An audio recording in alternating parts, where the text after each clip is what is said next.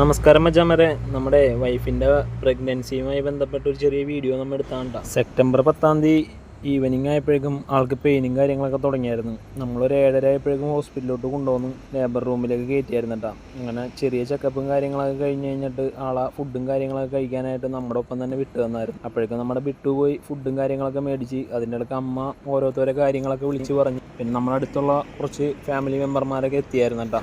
പിന്നെ നമ്മുടെ സ്വന്തം ഡോക്ടർ പറഞ്ഞ അനുസരിച്ച് ആളെ ഹാപ്പിയാക്കി കാര്യങ്ങളൊക്കെ ആക്കി ഫുഡൊക്കെ കൊടുത്ത് എല്ലാവരുമായിട്ട് മിങ്കിളൊക്കെ ചെയ്ത് യാത്രയാക്കി വീണ്ടും ലേബർ റൂമിലേക്ക്. അങ്ങനെ നമ്മുടെ കൂടെയുള്ള ബിട്ടുവിൻ്റെ വൈഫും വീട്ടിലോട്ട് പോകാനുള്ള പരിപാടിയും കാര്യങ്ങളൊക്കെ ആയി.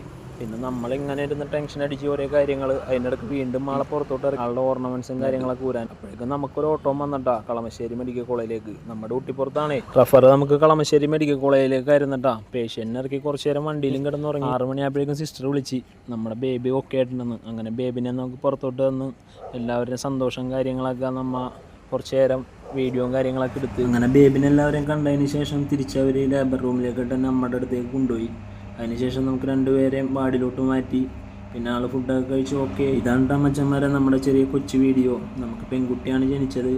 അപ്പോൾ എല്ലാവരുടെയും അനുഗ്രഹവും കാര്യങ്ങളൊക്കെ ഉണ്ടാവണം, പ്രാർത്ഥനയും. ഓക്കെ മച്ചന്മാരെ, അടുത്ത വീഡിയോയുമായി പിന്നെ കാണാം.